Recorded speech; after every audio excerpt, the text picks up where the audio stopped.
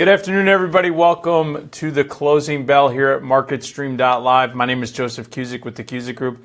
Securities offered by MoneyBlock. This is where we wrap up what has been a very exciting day in the markets. Again, we continue to have earnings announcements that have come out, and it's been an interesting mixed bag to say the least. But let's just recap today's markets, and then we'll take a look at GAM. You'll get that in a minute. Taking a look at the Dow Industrials, finished the day basically flat, up 6 points at 20,981. Bottom line is that all these major indices we're waiting for: Google, Amazon, Microsoft.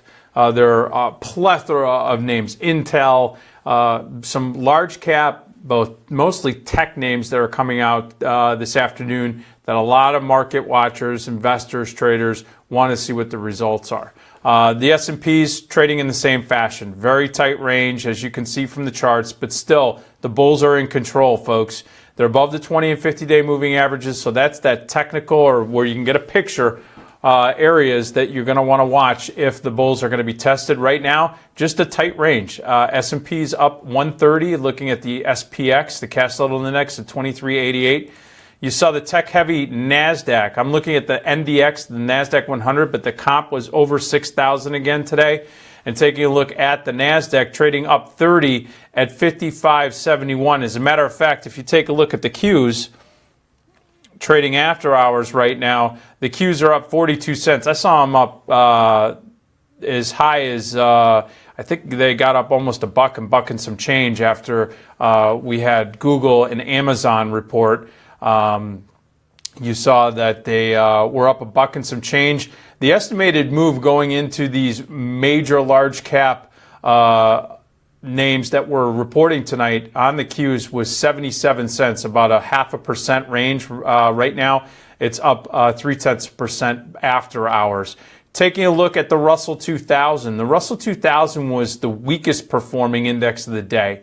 It was trading down 230, down 0.16% at 14,017.12. If you take a look at the IWM after hours, that's the ETF that tracks the Russell 2000. It's trading up 18 cents, so it's off of its worst levels of the session. We'll see how that fares tomorrow. Again, we're watching what's transpiring. Healthcare is now back on the plate. We've seen that the conservatives are now playing some ball on that. We're going to see how tax reform goes. And folks, all talk tomorrow is going to be now on two things. One is, where's the spending bill? And two, we're going to be watching GDP tomorrow morning.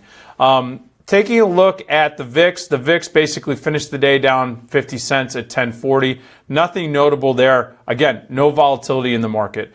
Speaking of that, you're seeing the dollar index settled right at its 200-day moving average right here at 99. We're going to see if the dollar bulls continue to, or somehow get some sort of catalyst. But with the dollar basically sitting at that 99 level, crude oil got an opportunity to bounce back. Came off of its worst levels. As we had noted in the midday and early morning session, crude was under pressure. Broke the 200-day moving average at 49, tested that 48 level, and then bounced back pretty quickly.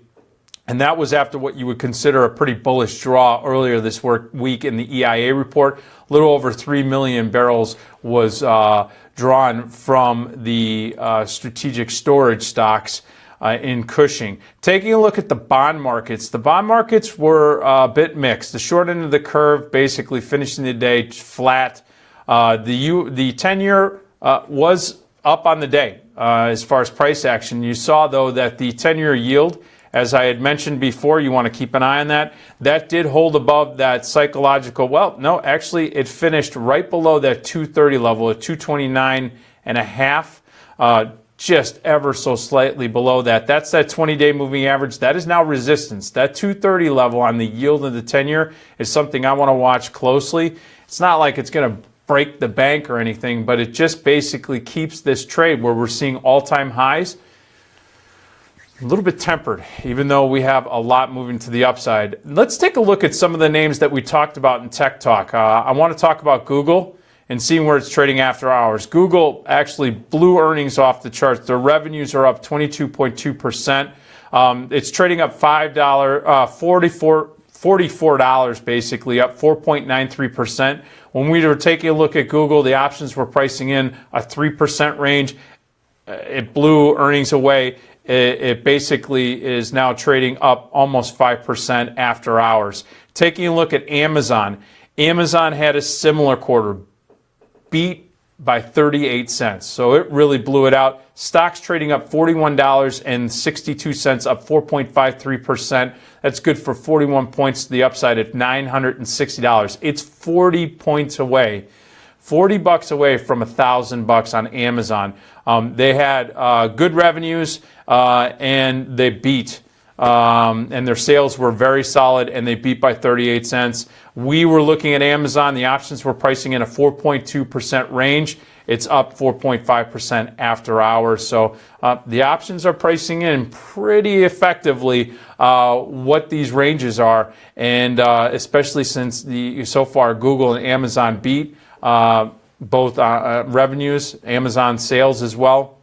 Real positive. Microsoft is actually trading down at $1.07, despite the fact that they beat by 3 cents on the earnings side, but they had inline revenues.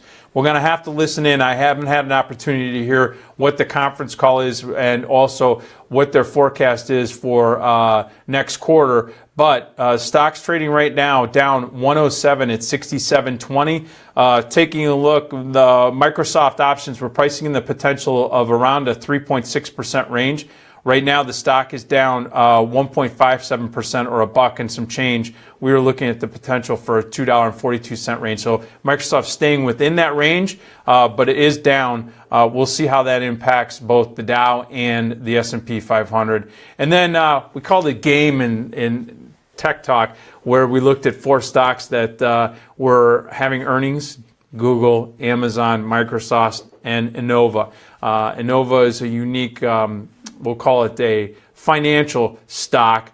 It has a unique business model both here in the States and Brazil as well as in Europe. But ANOVA in line, basically trading at $14.50. So I wanted to bring those that were listening to Tech Talk up to date on that. And as I said, tomorrow we're going to have GDP. Watch that. That could be a potential market mover. The estimates right now are about 1.1%.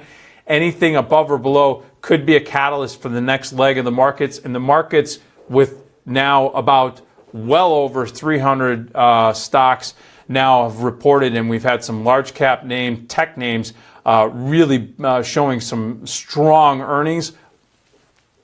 Catalysts, we're getting them. Let's see what the market does now at these all-time highs. Is this going to get the sideline money? I'm not seeing the movement in the bonds. And with this low VIX, I have to tell you, these are some good numbers. Let's see how the action is tomorrow. So join us tomorrow morning at 8:30 Eastern, 7:30 Central. I'm going to be talking about all the action in Asia. Then we'll follow it with Europe, and then we'll take a look at the open on the U.S. So we'll see you tomorrow morning here at MarketStream.live. Have a great night.